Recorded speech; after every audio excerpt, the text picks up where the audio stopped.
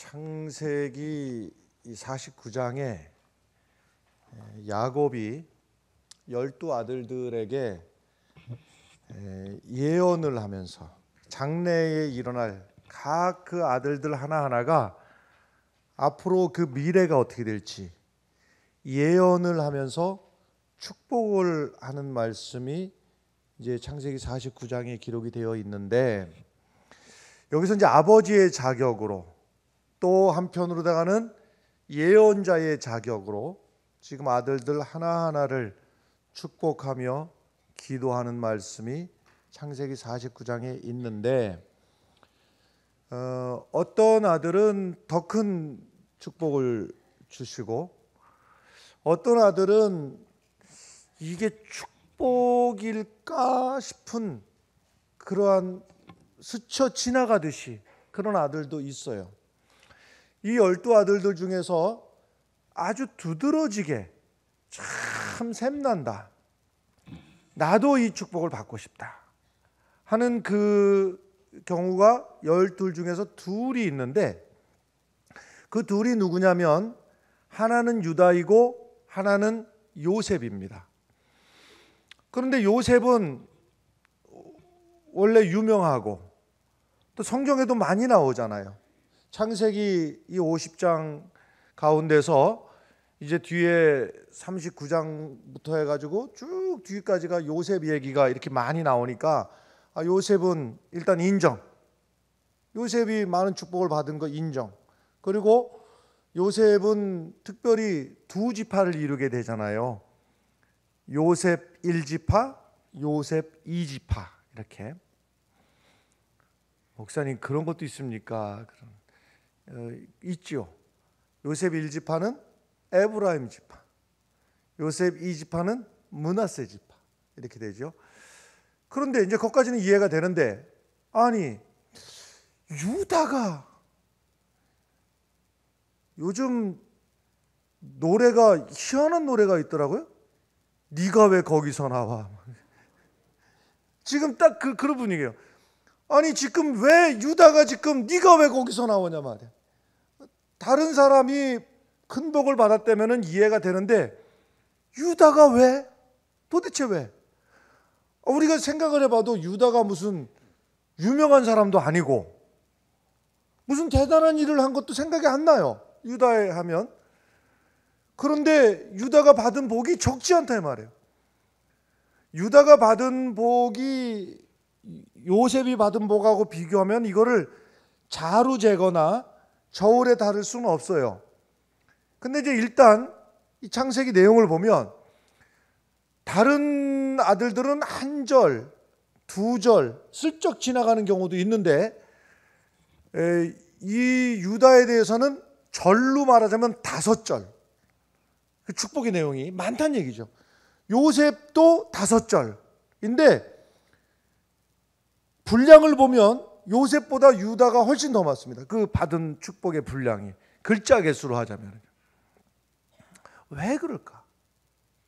그 이유가 뭘까? 일단 이 요셉이 유다가 받은 복의 내용을 한번 쭉 훑어보고 그 다음을 또 얘기합시다. 8절 말씀을 보면 같이 읽어볼까요? 유다야, 너는 내 형제의 찬송이 될지라. 내 손이 내 원수의 목을 잡을 것이요 내 아버지의 아들들이 내 앞에서 절하리로다 그랬습니다. 이 히브리어 성경을 보면, 구약 성경 히브리어 성경을 보면 똑같은 이야기가 2번 반복, 3번 반복, 심지어 3번 반복되는 데도 있는데 2번 반복이 되는 경우가 아주 흔하게 자주 많이 있습니다. 왜 2번 반복을 하느냐면 중요하니까 2번 반복을 하는 거예요. 그런데 똑같은 단어를 쓰는 일은 없습니다. 보면 이것이 이제 오늘 말씀의 제목인데, 유다야 너는 내 형제의 찬송이 될지라. 시적인 표현이죠. 형제의 찬송이 될지라. 똑같은 얘기예요. 똑같은 얘기가 뭐냐면 내 아버지의 아들들이 내 앞에 절하리로다. 내 아버지 아들들이 누구예요? 형제들이 다 절을 한다. 형제들의 찬송이 된다. 형제들이 절을 한다. 똑같은 얘기입니다. 뛰어나게 된다. 다른 12 아들 중에서 네가 제일 뛰어나게 된다. 아니 그러면 생각해 보세요. 요셉이 더 큰 축복을 받았습니까? 아니면 유다가 더 큰 축복을 받았습니까? 보세요. 모든 형제들이 너에게 절하리로다 이랬단 말이에요.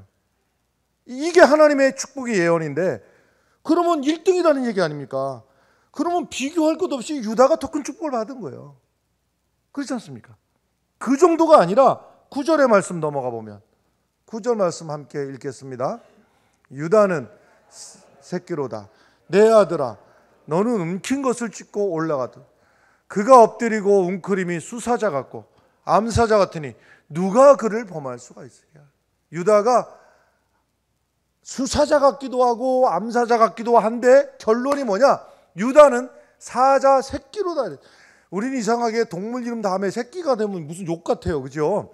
근데 그 욕의 의미가 아니고 사자 새끼라는 이 의미가 어리다는 뜻이 아니라 젊은 사자라는 뜻이에요. 힘을 써도 젊은 사자만 하더라도 대단한데 그것도 젊은 사자가 될 것이다. 이 의미예요. 그 다음에 또 10절로 넘어 10절이 제일 큰 축복인데요. 10절이 제일 엄청난 축복인데 같이 한번 읽어보겠습니다. 규가 유다를 떠나지 아니하며 통치자의 지팡이가 그 발사에서 떠나지 아니하기를 실로가 오시기까지 이르리니 그에게 모든 백성이 복종하려. 이것도 똑같은 얘기가 두 번 있는 거예요. 중요하니까. 규라고 하는 게 뭡니까? 왕의 지팡이가 규예요. 왕의 지팡이가 규라는 얘기는 그 규를 잡고 있는 그가 바로 왕이라는 얘기예요. 임금의 규가 유다를 떠나지 않는다. 이 얘기는 유다의 집안에서 왕담에 이렇게 유다 집안에서 왕이 이어진다는 얘기예요. 떠나지 않는다. 유다 집안에서 늘 그 규가 있다. 유다 집안에서 왕 노릇을 한다 이 얘기입니다. 통치자의 지팡이가 똑같은 얘기라고 그랬어요. 위에 있는 얘기랑 통치자의 지팡이가 왕의 지팡이가 그 발사에서 떠나지 아니한다. 그러니까 그 왕의 상징인 규가 늘 이 집안에 있으니 이 집안은 늘 대대로 왕 노릇한다 이 얘기입니다. 실로가 오시기까지 그렇게 한다. 실로가 오시기까지 메시아가 오실 그때까지 다시 말해서 계속해서 메시아가 올 때까지 유다가 왕 노릇을 한다. 여러분 이 말씀 다음에 말입니다. 요 축복의 말씀 다음에 성경 말씀이 쫙 진행이 되는 나머지 전체가 말입니다. 유다를 중심으로다가 진행이 됩니다. 이 말씀 들으면서 여러분 막 가슴이 막 벌렁벌렁 안 합니까? 표정을 보니까 뭐 벌렁은 아닌 것 같고 하여튼 늘 감사해요. 한결같이 어떤 날 막 주야 막 아멘 이렇게도 안 하고 그랬다가 또 오늘 또 안 하면 섭섭하잖아요. 늘 한결같이 들었는지 안 들었는지 그래도 또 다음 주일이면 또 이렇게 오시고 감사해요. 그런데 사실은 말이죠. 지금 이 말씀이 얼마나 큰 말씀인지를 이게 들은 사람은 아마 여러분들 겉으로 표시는 안 내도 속은 지금 벌렁벌렁 할지도 몰라요. 이야, 나는 이 큰 축복을 나도 좀 받고 싶은데. 여러분 2022년 올 한 해는 이러나 저러나 흘러갑니다. 이러든 저러든 지나가는데 달리 말하자면 여러분 2022년을 살아간 동안에 올 한 해 동안 늙어가실 겁니다. 그리고 허리도 좀 더 굽으실 거고 흰머리도 더 늘어나실 거고 탈모가 진행될 거고 아마 얼굴에는 주름이 또 더 늘어날 겁니다. 그렇게 지내시겠습니까 여러분? 한 해를 지나가는데 소비돼 버리고 늙어가고 병들어가고 그렇게 한 해를 지내시겠느냐 이 말이에요. 오늘 이 말씀을 꺼내드린 이유는 뭐냐면 그럴 수 없다는 거예요. 한 해를 흘러가고 늙어가고 이렇게 지나가기엔 너무나 안타까운 한 해예요. 이 한 해 동안에 여러분 세미나야 돼요. 야곱의 유다를 향한 이 축복이 내 차지가 돼야 되고 내가 누려야 되고 할렐루야. 자 일단 보너스까지 보고 갑시다. 11절 12절은 보너스예요. 이거는 뭐 제가 보너스라고 하는 게 이미 10절에서 다 끝난 거거든요. 이 축복은요. 보너스까지 한번 챙기고 그 다음에 갑시다. 11절 12절 연이어서 읽습니다. 그의 나귀를 포도나무에 매며 그의 암나귀 새끼를 아름다운 포도나무에 매고. 잠깐만 여기 끊고 가겠어요. 나귀를 포도나무에 매고 암나귀를 또 아니 그러니까 뭐 한두 개가 아닌 거지. 요즘으로 말하자면은 그 차가 간신히 하나 굴러가는 차가 하나가 있는 게 아니고, 지금 이거 보너스 얘기니까 보너스 그냥 집에 그 간신히 굴러가는 차 하나가 아니라 이 용도로 저 용도로다가 뭐 그 차가 있어도 한두 대가 아니고 뭐 이런 식이 되는 거예요. 지금 하나님이 이 땅을 살아가는 동안도 물질의 축복도 허락해 주신다는 거예요. 그 다음에 또 그 옷을 포도주에 빨며 그의 복장을 포도즙에 빨.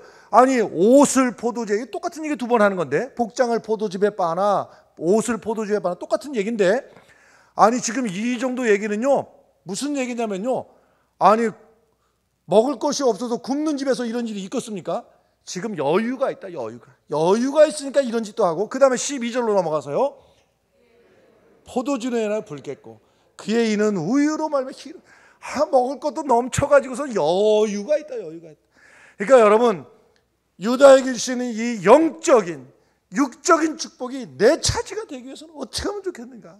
지금 이쯤 되면 막 마음이, 목사님 빨리 말을 해야지 왜 빨리 말을 안 하냐고 막 마음속에서 갈급한 마음이 있어요. 일단 말이죠, 유다는 성경에 빼어난 적이 없어요. 두드러지게 누구 앞에 엄청난 일을 한 적도 없어요. 그러면 어떻게 유다가 이 축복을 받았느냐? 우선 시작은 어디부터 시작인가 하면요, 야곱에게는 12아들이 있다고 그러지 않습니까? 11번째가 이것이 아주 잘난 척을 하고, 이름은 요셉이라고 말이죠. 얼마나 잘난 척을 하고 뺀질거리고. 그래서 위에 형들이 10명이서요 참다 이제 못 참겠다, 저것을 죽여버리자. 이 분위기가 그냥 농담으로 한 얘기가 아니에요. 심각한 분위기입니다. 10명이서 저 요셉을 죽여버리자. 실제로 여기서는 상징적으로 죽인 게 아니라 실제로 죽이려고 맘먹은 거예요. 그리고 여기서 이 살벌한 분위기 속에서 어느 누구도 요셉의 편을 들었다가는 같이 버려질 그럴 살벌한 분위기였어요. 그래도 마지가 루벤 마지 형이 일단 죽이는 것보다는 저 웅덩이, 물 없는 웅덩이에다 던져놓는 게 어떻겠느냐. 그래서 일단 위기를 모면했는데, 여기서 유다가 어쩌면 형제들에게 공격을 받을지도 모르고 오해를 받을지도 모르고 자기가 총대를 메고 나간 거예요. 기왕이면 말입니다, 저기 상인이 지금 지나가는데, 아라비아 상인이 지나가는데 저기다 팔아버립시다, 이렇게 제안을 했어요. 그게 뭐냐면 팔자는 게 액센트가 아니라 일단은 살리고 보려고 이 말 잘못했다가 어쩌면은 내가 덤태기 쓸 수도 있지만 일단 살리고 보고 싶어가지고서는 일단 살리는 거예요. 그러니까 자기가 위험하더라도 누군가를 살리려고 애를 쓴 거예요. 근데 이제 이 마음이 어쨌든 저기 어디로 보내고 나니까요, 요즘 같으면은 뭐 통신이나 있고 하지, 옛날에 뭐 팔아버리면 끝난 거예요 이거는요. 그러니까 마음이 영 안 좋은 거예요. 마음이 안 좋은 거 같고 유다가 가출을 했어요. 집을 나가고 방황을 여기저기 방황을 하다가 이제 마음도 울적하고 또 불안하고 하니까요, 여기서 이제 안정을 찾으려고 그랬는지 여기서 이제 어떤 여인을 만나갖고 결혼을 했어요. 결혼하고서는 아들을 셋을 낳았단 말이에요. 아들 셋을 낳아갖고서는 행복하게 잘 살았더라 이렇게 하면 좋았을 텐데, 이 집이 불행한 일이 자꾸 겹치는 거예요. 큰아들을 이제 결혼을 했는데 다말이라고 하는 여인을 며느리로 맞이했는데 큰아들이 죽어버렸어요. 손주도 못 낳고 죽었어요. 근데 이제 문화에 따라 다른데, 우리 문화에서는 이해가 안 되지만은 이건 문화가 시대와 민족에 따라서 다르니까 말이죠. 근데 그쪽 문화에서는 첫째가 아들이 없이 아들을 낳지 못하고 죽게 되면 둘째 아들이 그 형수하고 또 결혼을 하는 거예요. 그 문화는 그랬어요. 둘째를 또 결혼을 시켰네. 근데 둘째가 또 죽었네. 그러니까는 이제 아들이 셋인데 둘이 죽어나는데 마지막 셋째를 또 주고 싶겠어요, 안 주고 싶겠어요? 그러니까 일단 말이 아직 막내가 어리고 하니까 너 일단 며느리 친척집에 가 있어라. 친척집에 가 있는 동안에 나중에 셋째가 좀 나이가 들면 생각 좀 해보자 이러고서는 보낸데 속마음은 셋째를 안 주고 싶은 거예요. 근데 이때쯤에 이제 이 유다의 아내도 또 죽었어요.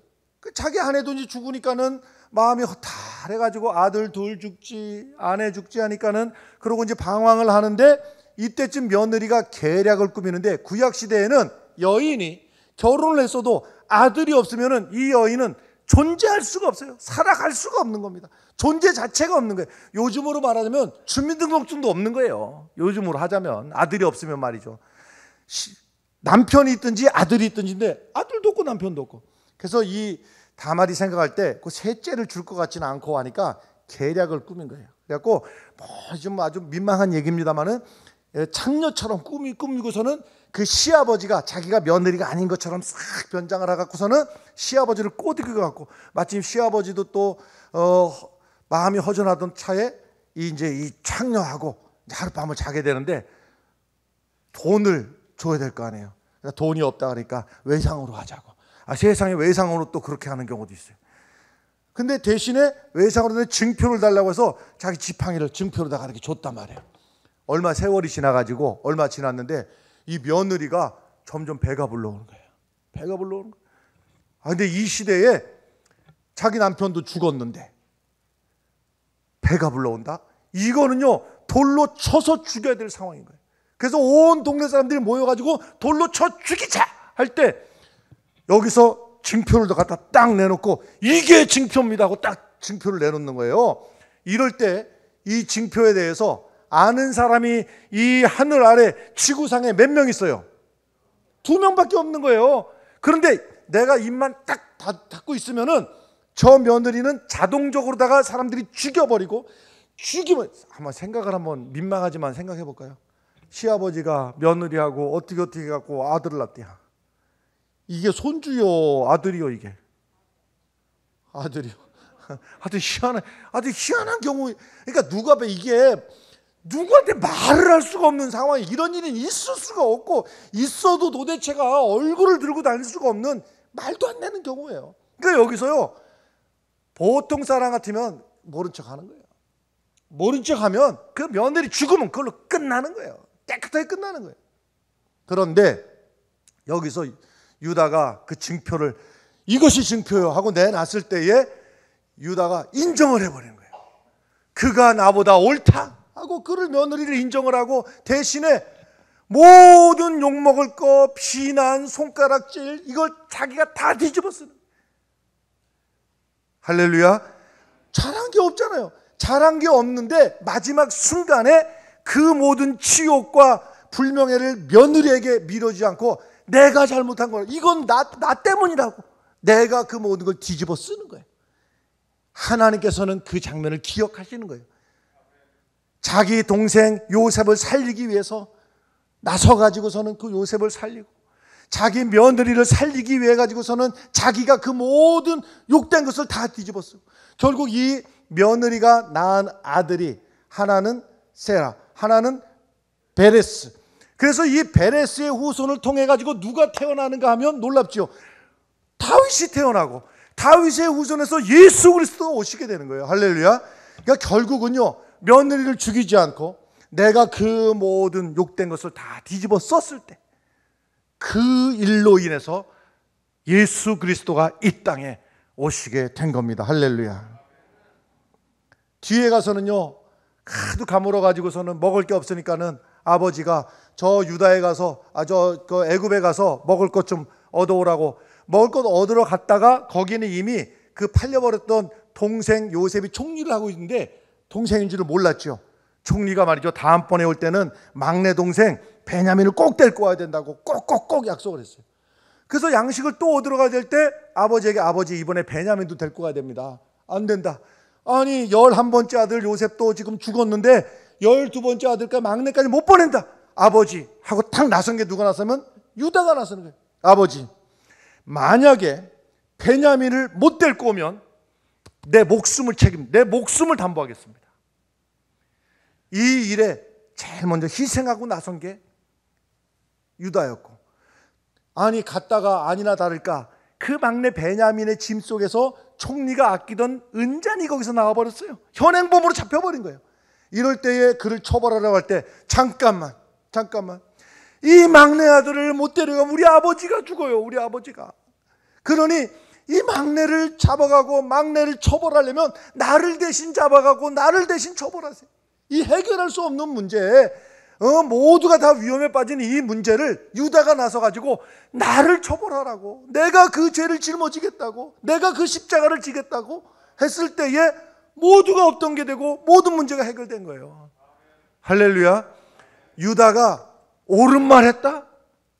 유다가 무슨 똑똑했다? 이런 거 없어요. 실수뿐이고 잘못한 것뿐이고 억울한 것뿐이고, 그러나 때때마다 말이죠, 유다가 그 십자가는 내가 지겠습니다. 내가 잘난 것은 없지만은 그 십자가 내가 지겠습니다. 그 욕된 십자가 내가 지겠습니다. 할렐루야. 이 사람이 교회를 살리는 거예요. 여러분, 교회 역사 동안에요, 지금까지 교회 역사 2000년 동안에 똑똑한 사람이 교회를 이끌어준 적 한 번도 없습니다. 단 한 번도 없습니다. 한 번도 없습니다. 단 한 번도 없어요. 교회를 지금까지 세워온 것은요, 모자라도 죄인이지만 어수룩해도 십자가를 진 사람들이 교회를 지금까지 지켜온 거예요.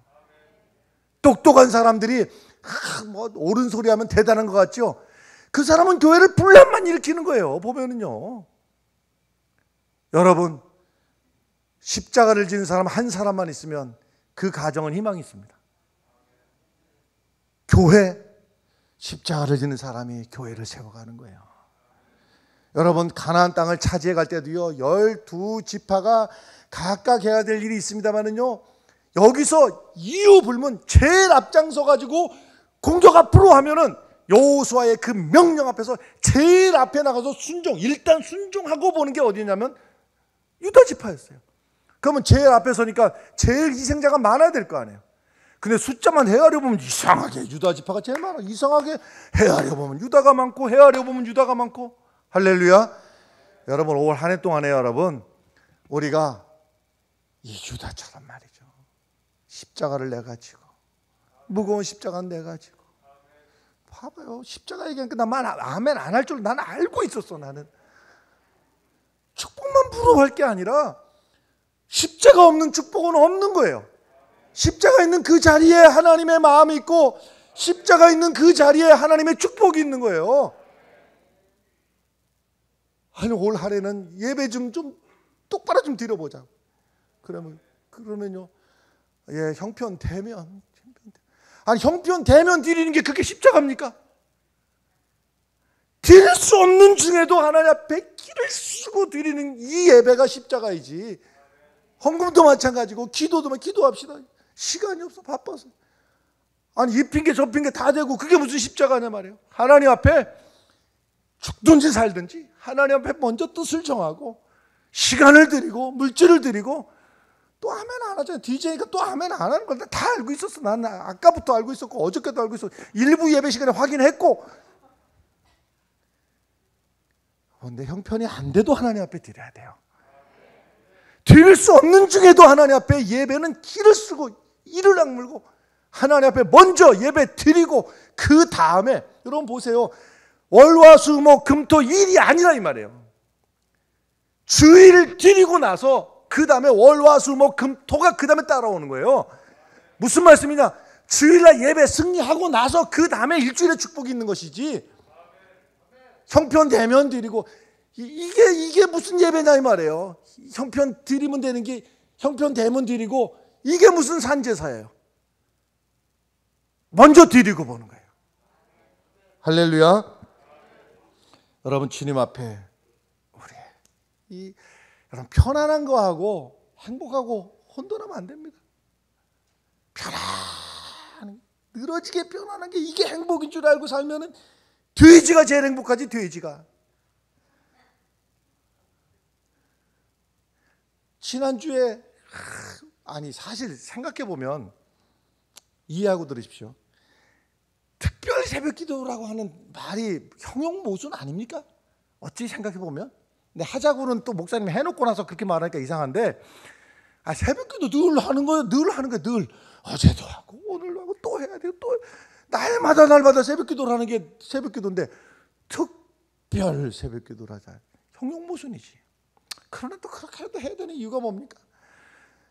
이 핑계 저 핑계 이래서 못하고 저래서 못하고 그래도 또 연초에 또 일주일이라도 끊어놓고 한번 해보자 했으면은 그럼에도 불구하고 뭐 하자고를 하든지 현수막을 걸든지 뭐 광고를 하든지 난 몰라.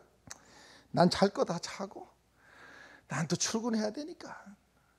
그래갖고 여러분 자던 거 다 자고 또 하고 싶은 거 다 하고 했으니까는 이제 편안하고 좋으시잖아요. 근데 어떤 분들은 상당한 분들은 그래 결심했어. 목사님이 기도하자니 내 평상시에도 기도해야 되는데 그것도 송구하고 죄송한데 특별 새벽 기도만이라도 내가 잘라놓고 내가 작심하고 내가 나가야 됐다. 그래서 새벽마다 나와서 말씀의 은혜 받고 다니엘서를 통해 갖고 말씀의 은혜 받고 말이죠. 그리고서 또 기도하고 이러다 보니까 실제로다가 피곤하죠. 왜냐하면 평상시에 자던 거 자르고 이제 못 자고 요비링 떼링 하고 아침에 또 피곤한 몸을 이끌고 나와서 기도하고 그러고서 하루 종일 쉬면 괜찮은데 하루 종일 또 나가서 또 출근도 해야 되고 생업이 있고 얼마나 피곤하고 힘들어요. 자, 그러면 물어봅시다. 지난 일주일 동안에 하던 거 다 하고 싶은 대로 하고 자던 거 다 자고 그분들 한번 물어봅시다. 행복하십니까? 잘 거 다 자고 해서 행복하시냐고. 누가 행복한지 아십니까, 여러분? 잠잘 거 못 자고 나와서 은혜 받고 기도한 사람이 어쨌든 행복한 거예요. 무슨 말씀인가 하면요, 하나님 앞에 유다가 다른 잘난 것 아무것도 없어요. 내세울 것도 없어요. 그러나 그 십자가가 내가 지고 가지요. 욕먹어야 될 일 있으면 내가 욕먹지요. 죽어야 될 일 있으면 내가 먼저 앞장서 가지고 내가 싸우러 나가지요. 십자가를 지고 나가는 그 모습을, 그 자리가 축복의 통로가 되고 그 자리가 축복의 자리가 된 거예요. 여러분, 하나님을 거지 취급하지 말고 형편되면 예배드리고 기분 나면은 기도하러 가고 하나님 거지 취급해드리는 거예요. 올 한 해는 그런 한 해가 되지 않기를 바라요. 기를 쓰고 먼저 하나님 앞에 내 십자가를 짊어지고 십자가를 주의 제단 앞에 바쳐서 하나님께서 그 십자가를 통해서 우리 가정에서의 십자가, 교회에서도 여러분, 교회에서도 굳은 일 있으면 내가 먼저 입으로 교회 섬기지 않기를 바라요. 내 무릎으로, 내 발로, 손으로 하나님 앞에 드려서 하나님 섬기는 복된 한 해가 되시기를 주의 이름으로 간절히 축원합니다. 기도하겠습니다.